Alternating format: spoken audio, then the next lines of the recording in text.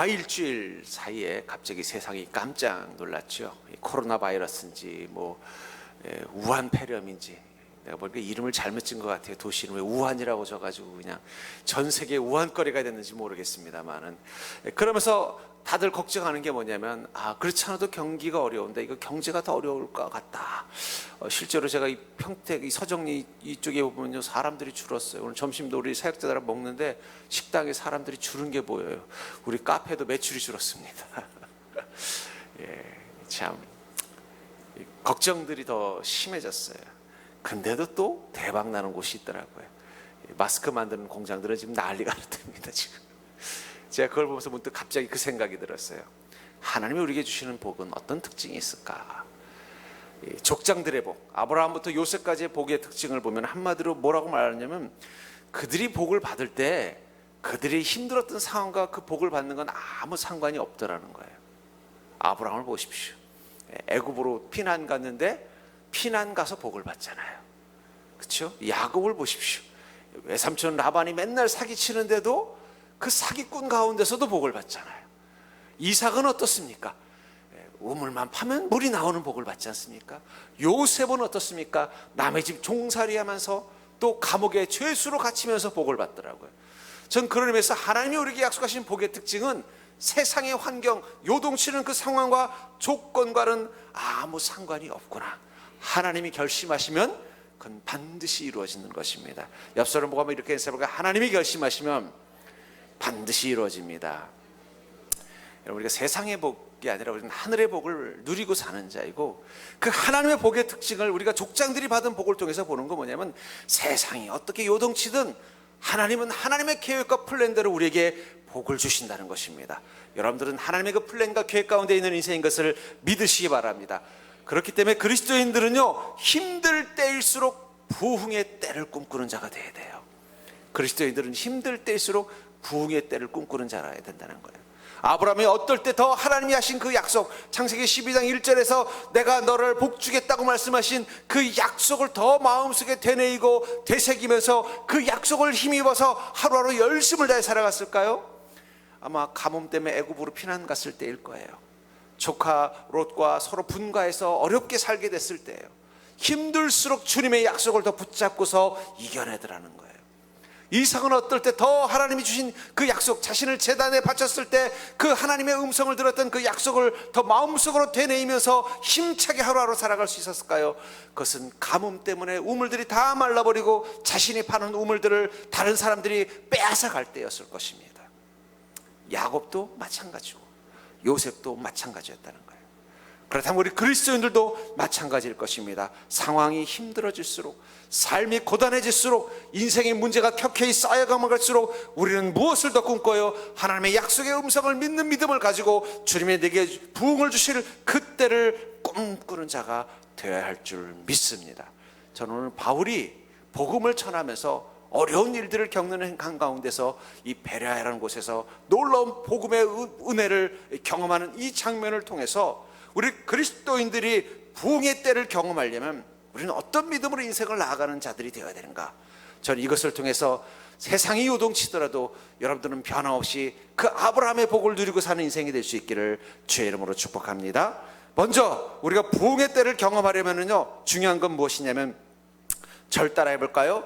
어둠 속에서도 행진을 멈추지 말라. 세상이 어둡더라도 우리의 행진은 멈추면 안 된다는 것입니다. 여기 10절을 보시면, 밤에 형제들이 곧 바울과 실라를 베레아로 보내니 그들이 이르러 유대인의 회당에 들어가니라. 왜 밤에 그 형제들이 바울과 실라를 베레아로 보냈을까요? 깜깜한 밤에. 밤기차가 싸서 그랬을까요? 아닙니다. 낮에 보내다 잘못하면 어떻게 돼요? 이 데살로니가에 있는 유대인들에게 다시 붙잡히면 곤욕을 치를 것 같으니까 남들 잠든 밤에 멀리 어떻게 해요? 바울과 실라를 베레아로 피난을 보낸 거예요. 핍박을 피해서 야반도주를 한 것입니다. 근데 이 데살로니가에서 이 일을 겪기 이전에 그는 이미 그 직전에 빌립보에서는 어떤 일을 겪었어요? 감옥에 갇히는 일을 겪었다는 거예요. 복음 전하러 가는 데마다 이 어려운 일들이 자꾸 당친다는 거예요. 여러분, 사람이 한 번 어려운 일 겪으면요, 에이 내가 어쩌다 운이 나빠서 그랬지 해요. 근데 두 번 어려운 일 겪으면 어떻게 돼요? 두렵기 시작하는 거예요. 그럼 세 번째 기회가 와도 어떻게 돼요? 이거 조심해야겠다 이 생각이 든다는 거예요. 아니 빌립보에서 복음 전에다 감옥에 들어갔어요. 매도 맞고. 근데 거기서 하나님이 기적적으로 살아나게 하셨어요. 그래서 이번엔 또 데살로니가 가서 복음을 전했는데 또 거기서도 어려움을 겪은 거예요. 그래서 잘못하면 목숨의 위협을 느끼니까는 그곳에서 만든 제자들이 밤에 몰래 이 바울과 이 바울을 이 빌립보로 베레아로 몰래 피난시킨다면 이 베레아 갈 때 바울은 어떤 마음으로 갔을까요? 여러분들 같으면 이제 좀 조심조심 복음 전해야겠다. 봐서 날 잡을 사람 같으면 복음 전하지 말고 나한테 호의적인 사람에게만 복음을 전해야 되겠다. 이제는 회당에서 복음 전하지 말고 좀 유대인들이 없는 곳에 가서 복음을 전해야겠다. 이런 생각하고 가지 않았겠어요? 근데 바울은 어떻게 했다는 거예요? 변함없이 회당에 가서 빌립보에서 그랬던 것처럼 데살로니가에서 그런 것처럼 거침없이 복음을 전하더라는 거예요. 어떻게 이게 가능했을까요? 조금 전에 감옥에서 매도 맞아봤고 또 이 데살로니가에서는 죽을 고비도 넘겼던 그가 이 베레아에서는 변함없이 당당하게 복음을 전할 수 있었던 비결은 그는 자신의 인생의 걸음을 하나님이 인도하고 계신다는 사실을 믿었기 때문입니다. 자신이 가는 이 인생은 주님이 주신 사명을 따라가는 것이고 자기의 삶은 믿음을 따라 사는 삶이라는 확신이 있었기 때문에 아무리 어둡더라도 자신이 해야 될 이 사명의 행진을 멈출 수 없었던 것입니다. 히브리서 11장 24절부터 26절을 보면은 애굽에 있는 이스라엘 민족들을 구해내기 위해서 모세가 이 애굽에 돌아가서 이스라엘 민족을 이끌어낸 삶을 이렇게 설명하고 있습니다.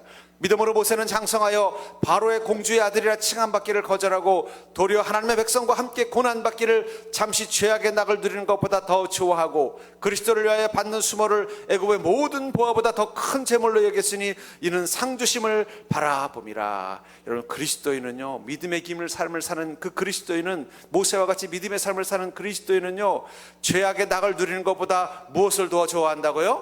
하나님의 백성과 함께 고난받기를 더 좋아한다는 거예요. 세상 사람들은 미친놈이죠. 우리는 세상의 낙을 즐기는 것보다 그리스도와 함께 수모를 당하는 것을 더 기뻐하는 인생이라는 거예요. 그렇기 때문에 우리는 인생의 어둠이 두렵지 않습니다. 인생의 어둠 앞에서 망설이지 않습니다. 왜냐하면 우리는 세상의 낙을 누리는 것과 세상의 재물을 취하는 것보다 그리스도의 하나님의 백성과 함께 고난받고 그리스도를 위해 수모를 받는 것도 감당할 수 있는 믿음으로 사는 자들이기 때문이에요. 어쩌면 이스라엘 민족이 40년 동안 이 광야를 헤매던 이 시간들에서 가장 중요한 단어는 광야가 아니라 40년일 수 있다는 걸 기억하시기 바랍니다. 그들이 광야를 통과했다는 것보다 더 중요한 건 40년의 시간을 불기둥과 구름기둥의 인도하심을 따라 말씀의 언약궤를 뒤따라서 그 시간을 통과했다는 게 더 중요해요. 여러분, 믿음은요, 지금 네가 광야를 걷느냐 이거보다 더 중요한 건 뭐냐면 너희가 얼마나 긴 시간 동안 하나님의 말씀과 성령의 인도하심을 따라 가고 있느냐가 더 중요한 거예요. 이 광야의 이 시간에 그들의 인생을 인도했던 힘은, 그들의 행진이 멈추지 않도록 만들어준 힘은 두 가지입니다. 하나는 언약궤, 말씀이 들어있는 언약궤와 또 하나는 불기둥과 구름기둥입니다. 이 언약궤는 우리에게 성경을 상징하는 것이고 불기둥과 구름기둥은 성령님의 인도하심을 상징하는 거예요. 여러분들의 인생이 광야냐 아니냐가 중요한 게 아니에요. 여러분들의 인생 가운데 성령님이 인도하시면 여러분들은 그 걸음을 가기만 하면 되는 것입니다. 말씀을 앞세우고 나가기만 하면 된다는 것입니다. 그 어둠 속에서도 행진을 멈추지 않게 하시기 위해서 하나님의 이스라엘 민족에게 그 광야길 가운데서 언약궤를 주시고 불기둥과 구름기둥을 보여주신 것이에요. 그래서 그들은 어떻게 했습니까? 40년이라는 시간 동안 그들은 망설임 없이 그 행진을 끝까지 간 거예요. 중간에 포기한 자들이 있었다면 그들은 가나안 땅에 들어가지 못했을 것입니다. 어쩌면 성경에 보면은 이 가나안 땅에 들어간 사람들의 수와 처음 애굽에서 나온 사람들의 수가 동일하다고 말하면서 그러나 세대가 바뀌었다라고 말하고 있어요. 어쩌면 애굽에서 나온 사람들은 다 죽고 그의 후손들만 가나안 땅에 들어갔다는 의미도 될 수 있지만, 또 다른 의미로 해석해 본다면은 끝까지 이 믿음의 행진을 멈추지 않은 자들은 가나안 땅에 들어갔고 믿음의 행진을 멈춘 자들은 들어가지 못했다는 뜻도 될 수 있다는 거예요. 다시 말해서 이스라엘 민족이 애굽에서 나왔던 그 숫자와 가나안 땅에 들어갔던 그 숫자가 동일하다는 것은 그들 중 누구도 말씀의 인도하심을 따라, 성령님의 인도하심을 따라가는 그 행진을 그 광야 한가운데서도 40년간 포기하지 않았다는 뜻이에요. 여러분, 아이고 주님, 저는 왜 이렇게 삶이 광야 같습니까? 광야를 보지 마시고 여러분들을 인도하시는 하나님의 음성, 성령님의 인도하심, 하나님의 말씀을 보고 나아가는 걸음 되기를 주의 이름으로 축복합니다. 그래서 성경에서 끊임없이 담대하라는 그 말은 다른 말로 표현하면 너의 그 사명의 길, 그 믿음의 삶을 멈추지 말라는 뜻이에요. 여러분, 담대한 자가 되기를 주의 이름으로 축복합니다. 인생의 어둠, 문제, 그럴수록 무엇이 필요해요? 담대함이 필요한 거예요. 어두운 문제 가운데 담대하다는 건 무엇을 의미한다는 것입니까? 내가 하나님이 주신 그 사명을 가지고 그 믿음의 길을 가는 자라는 사실을 기억하고 그것을 멈추지 않는 삶을 사는 거예요. 힘들수록 더 말씀 붙잡으십시오. 어려울수록 더욱더 성령님의 인도하심을 찾으려고 노력하십시오. 밤이 어두우면 어두울수록 이스라엘 민족은 그 광야 한가운데서 무엇을 찾았을까요? 불기둥을 찾으려고 했을 것입니다. 낮에 때 앞이 너무나 뜨거우면 뜨거울수록 이스라엘 민족은 무엇을 찾으려고 했을까요? 구름 기둥을 찾으려고 했을까요? 자신들이 가는 길이 어디로 가는지 정확하지 않고 흙먼지가 날리고 모래폭풍이 날리고 길을 가다가 길을 잃어버렸을 때 그들이 끝까지 찾으려고 했던 것은 무엇입니까? 자신들 앞에서 앞장서는 언약궤를 찾으려고 했을 거예요. 여러분들, 어둠이 깊을수록 여러분들은 더욱더 하나님의 말씀을 붙잡으셔야 돼요. 삶의 어둠이 크면 클수록 여러분 성령의 인도하심을 붙잡고 나아가십시오. 그러면 되는 거예요. 두 번째로, 우리가 부흥의 때를 경험하려면 바로 온전한 믿음을 망설임 없이 여러분들의 삶 가운데 심으십시오. 온전한 믿음을 망설임 없이 여러분들의 삶 가운데 심어야만 우리는 부흥의 때를 경험할 수 있는 것입니다. 11절을 보시면 베레아에 있는 사람은 데살로니가에 있는 사람들보다 더 너그러워서 간절한 마음으로 말씀을 받고 이것이 그러한가 하여 날마다 성경을 상고함으로. 베레아에서 복음을 전했더니 베레아 사람들이 어땠다고 말하고 있어요? 뭐 간절한 마음으로 그 말씀을 사모하고 그냥 쉽게 말하면 복음에 대박이 난 거예요. 그럼 바울 목사님이 베레아에서는 대단한 복음을 전했고 그 앞에 빌립보나 데살로니가에서는 좀 덜 대단한 복음을 전했나요? 아닙니다. 동일한 메시지였어요.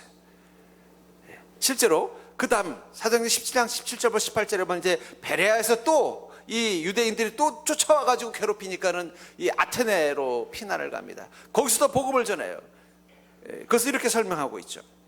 사도행전 17장 17절부터 18절에 보면은 바울이 아덴에서 그들을 기다리다가 그 성에 우상이 가득한 것을 보고 마음에 격분하여 회당에서 유대인과 경건한 사람들과 또 장터에서 날마다 만나는 사람들과 변론하니, 오히려 아덴에 갔더니 너무 우상이 많은 걸 보고 바울이 더 막 성령적으로 막 뜨겁게 불타올라서 더 열정적으로 복음을 전했어요.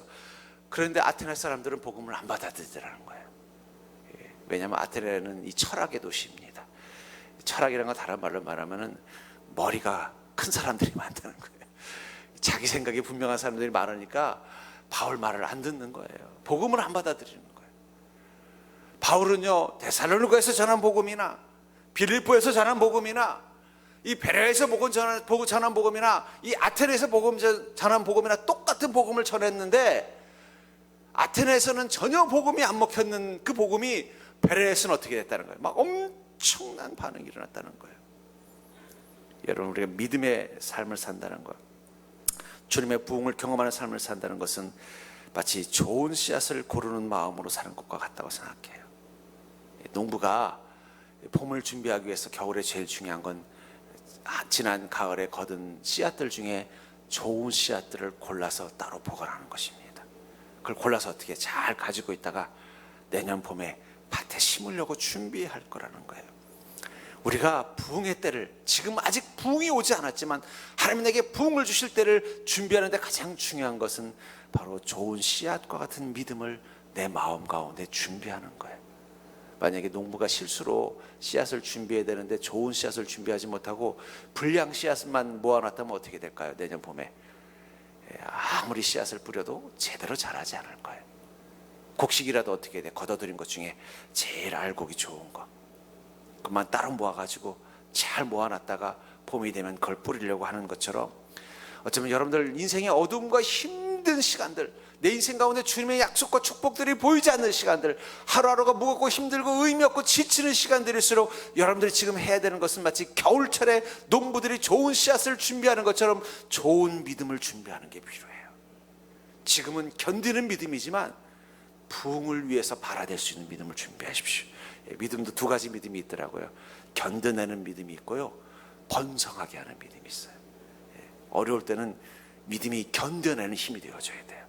우리가 힘들수록 믿음으로 이겨내야 되고요, 또 좋은 일 있을 때는 믿음으로 부흥돼야 되는 거예요. 그래서 마태복음 13장 23절부터 24절에 보면은 말씀을 뿌린다는 그 사명을 이렇게 말하고 있습니다. 좋은 땅에 뿌려졌다는 것은 말씀을 듣고 깨닫는 자니 결실하여 어떤 것은 100배, 어떤 것은 60배, 어떤 것은 30배가 되느니라. 예수께서 그들 앞에서 또 비유를 들어 이르되 천국은 좋은 씨를 제 밭에 뿌린 사람과 같으니. 저는 여기서 우리가 잘 알고 있는 이 말씀에서 중요한 두 가지를 봅니다. 하나는 이 좋은 밭에 뿌렸는데 중요한 건 뿌렸지만 거둬들인 열매는 다르더라는 거예요. 100배, 60배, 30배. 물론 많이 거뒀지만 30배보다는 100배가 좋겠죠. 비결의 차이가 뭘까요? 씨앗의 차이일까요? 아니에요. 좋은 땅 중에 더 좋은 땅이 있는 거고, 좋은 땅 중에 좀 덜 좋은 땅이 있는 것입니다. 그리고 뭐라고 말합니까? 천국은 좋은 씨를 제 밭에 뿌린 사람과 같다. 여러분들이 천국의 기쁨을 누리는 인생이 되기를 원한다면 지금 여러분들에게 필요한 것은 무엇입니까? 여러분들의 인생이라는 그 밭에 무엇을 뿌리는 사람이 되어야 된다는 거예요? 좋은 씨를 뿌리는 자가 되어야 된다는 거예요. 좋은 씨. 믿음을 준비하십시오.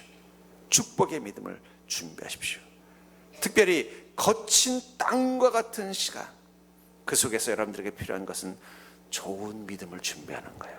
이런 믿음도 아까도 말한 것처럼 인생의 겨울과 어둠을 이겨내는 데 필요한 믿음이 있고요, 또 여러분들 부흥을 맞이하는 데 필요한 믿음이 있더라고요. 두 가지 다 가지고 계십시오. 겨울에 농부들이 이 겨울을 이겨내려면 어떻게 돼요? 지난 가을 거둔 곡식 중에서 겨울을 이겨낼 수 있는 곡식이 있죠. 그거 가지고 뭐예요? 밥 해 먹고 음식 만들어 먹고 이겨내는 거고요. 봄 되면은요, 이제는 수확할 수 있는 곡식을 만드는 또 씨앗이 있는 것처럼 믿음도 그래요. 고난과 어려움을 이겨내는 데 필요한 믿음이 있고, 하나님이 약속하신 축복을 거둬들이는 데 필요한 믿음이 있더라고요. 여러분들, 저는 여러분들이 두 가지 믿음을 다 가지고 있는 자가 되기를 주의 이름으로 축복합니다. 그냥 고난만 이겨내는 믿음만 가지고는 복을 못 거둬들여요. 겨울에 쓸 곡식만 모아가지고 겨우 내 밥해 먹고 추위 이겨내서 막상 봄이 돼서 밭에 뿌리려고 보니까 준비된 좋은 씨앗이 없으면 어떻게 돼요? 열매 많이 못 거두는 거예요. 에이, 뭐 겨울이나 나겠어 하고는 장독에다가 쌀을 그냥 그대로 걷어들인 쌀 가지고서 먹다 보니까 거기 좋은 씨앗, 좋은 곡식, 또 나쁜 곡식 다 섞여 있는데 그냥 막 먹고 남은 거, 바닥에 있는 거 긁어다가 그걸 다시 한번 다음 봄에 뿌리면은요, 기대한 것만큼 좋은 열매 맺지 못하는 거예요. 좋은 열매를 맺으려면 어떻게 돼요? 좋은 씨앗은 따로 준비하는 것처럼 여러분들 겨울을 이겨내는 믿음으로 사시고, 그 다음에 봄에 부흥을 맞을 수 있는 믿음은 준비하십시오. 부흥을 만날 때 필요한 믿음이 있더라고요. 전 그러면서 그리스도인은 좋은 씨앗을 제 밭에 뿌리는 사람과 같다고 생각합니다. 여러분들의 인생 가운데 좋은 씨앗을 뿌리십시오.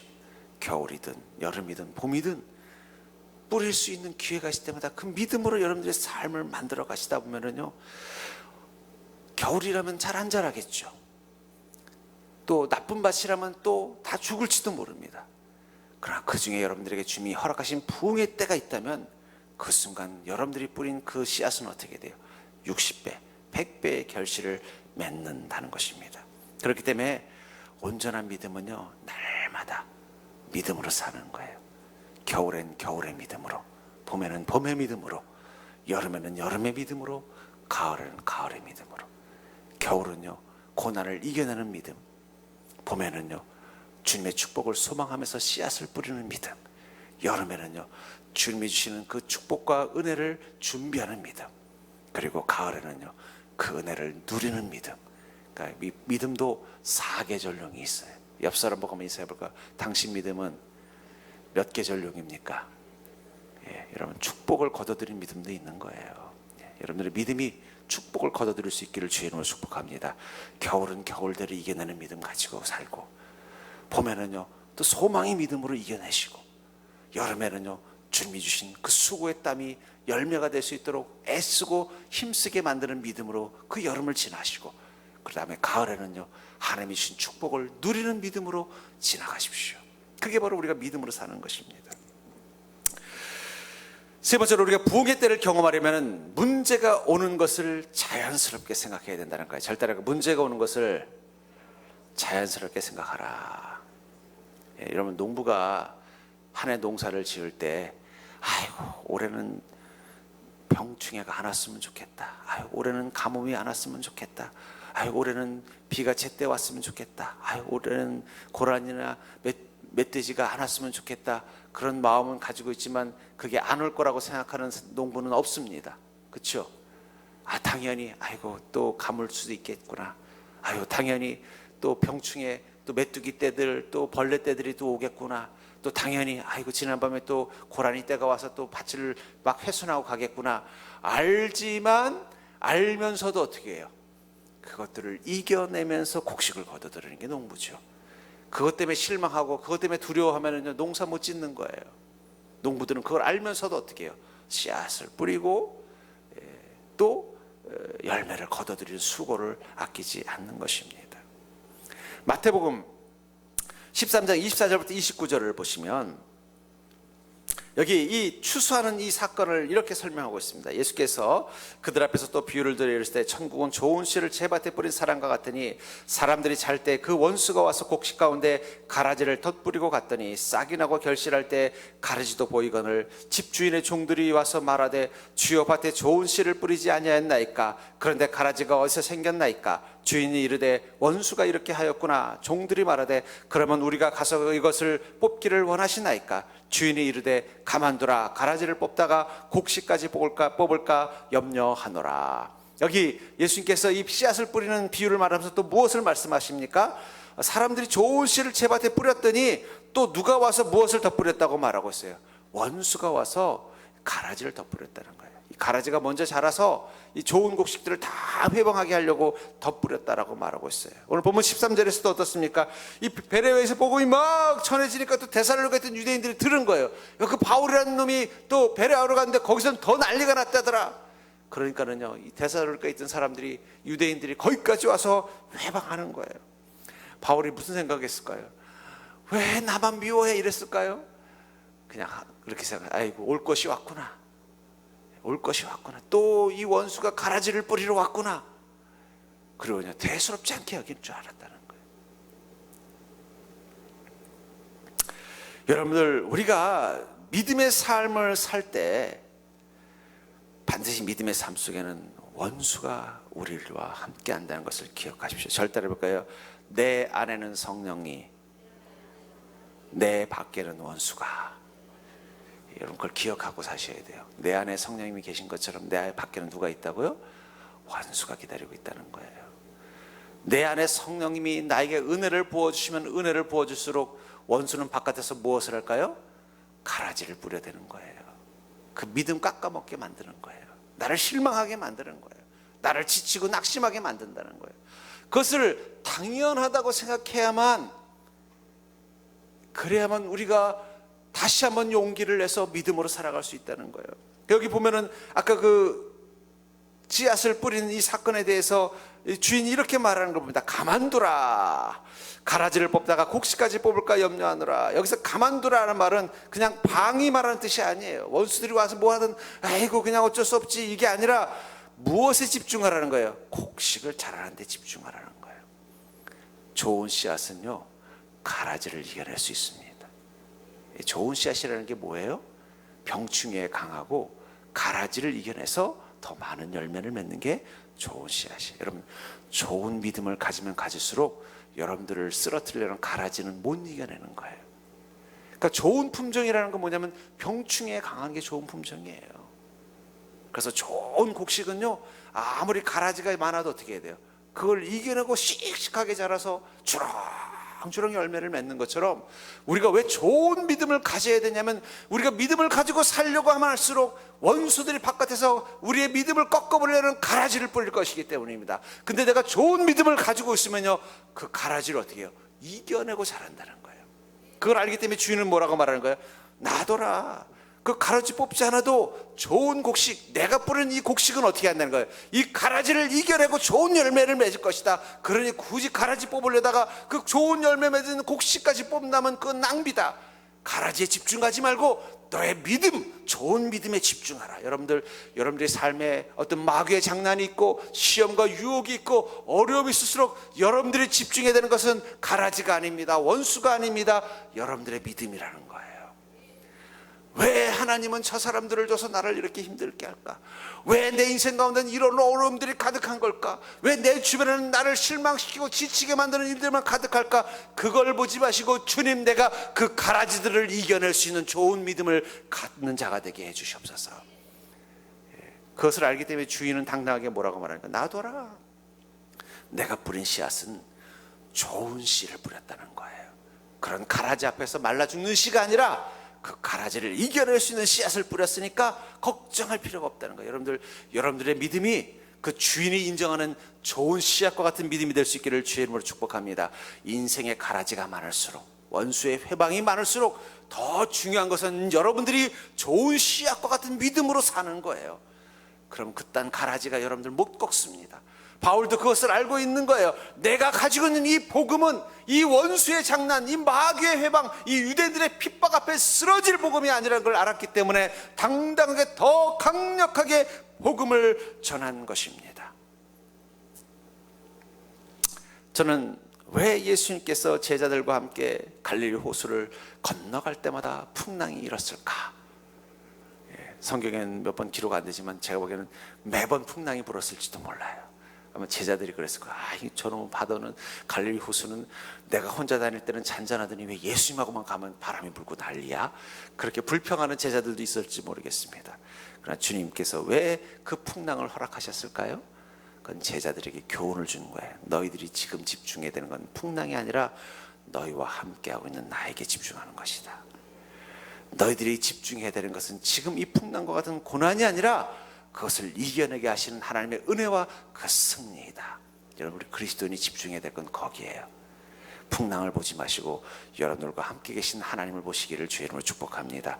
가라지 보지 마시고 여러분들이 좋은 씨앗이 심어진 믿음이라는 걸 기억하고 사시라는 거예요.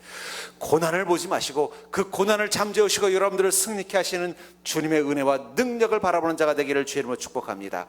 그러려면은요, 우리가 어떤 마음이라고요? 문제가 오는 것을 절대 올 것이 왔구나. 아마 어쩌면 바울 목사님이 이제 다음번 딴 데 가서 복음 전할 때 또 유대인들이 오면 뭐랄까, 아이고 여기까지 오셨네. 그렇지 않았겠어요? 밥은 먹고 다니시오. 아마 그냥 웃으면서 그랬을 거예요. 어차피 와서 또 회방할 거를 알아요. 그렇다고 바울 목사님 위축되지 않습니다. 그렇다고 성령의 역사가 주저앉지 않습니다. 그렇다고 바울 목사님 믿음의 삶에 장애가 되지 않는다는 걸 안다는 거예요. 우리 그리스도인은 그런 능력을 가진 자인 것을 믿으시기 바랍니다. 여러분들의 인생 어떤 가라지, 어떤 방해, 어떤 원수가 있을지라도 여러분 그거 보지 마시고 여러분들이 좋은 씨앗과 같은 믿음으로 심겨진 인생을 기도하십시오. 내 인생 밭에 좋은 씨앗과 같은 믿음으로 살게 해주시옵소서. 그 가라지를 이겨낼 수 있는 믿음으로 살게 해주시옵소서. 그러면 된다는 거예요. 그러면 어느 순간 어떻게 돼요? 놀라운 풍의 열매를 맺는 거예요.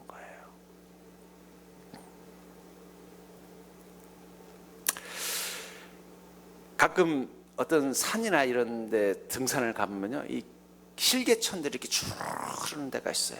그러면 그 개천들은 쭉 내려가다가 이제 계곡이 되고, 계곡을 통해서 내려가다 보면 또 마을에 있는 제법 넓은 개천이 되고, 또 넓은 개천을 통해서 가다 보면 또 어떤 큰 물이 되고, 나중에 강물이 되고 바다로 갑니다. 근데 어떤 물줄기는요, 가다가 멈춘 데가 있어요. 조그마한 웅덩이가 있고 물이 흘러내려오다가 거기 멈춰버린 습지 같은 곳이 있어요. 그럼 그 다음에 물이 흘러내려가지 않아요. 제가 그 물을 보면서 그 생각이 들어요. 왜 쟤는 저기서 멈췄을까? 왜 멈췄을까요? 아마 물이 내려오다가 어떤 지형적으로 여기가 좀 좁아지는 거예요. 좁아지다가 어떻게 돼요? 앞이 막혀 있는 거예요. 막혀 있으니까 어떻게 돼요? 주저앉은 거예요. 근데 여러분들, 물은요, 물길이 좁아지면 좁아질수록 빨라져야만 멈추지 않습니다. 이 넓은 물길을 갈 때는 천천히 가던 물이 좁은 곳을 통과할 때는요, 빠르게 통과해야 돼요. 안 그러고 만약에 거기서도 마치 넓은 물대기를 가던 물처럼 천천히 가면 어떻게 돼요? 좁은 곳에서 조금씩 모래가 쌓이기 시작하면서 막혀버리게 돼 있다는 거예요.